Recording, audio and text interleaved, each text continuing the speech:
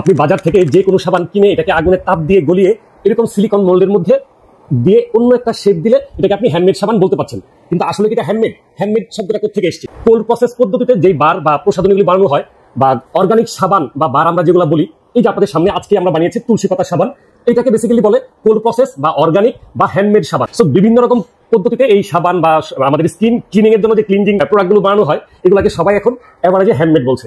আর cold process সাবান বা handmade সাবান হতে হলে এটার প্রথম শর্ত হলো পদ্ধতিটা সাফনিফিকেশনের মাধ্যমে যেতে হবে।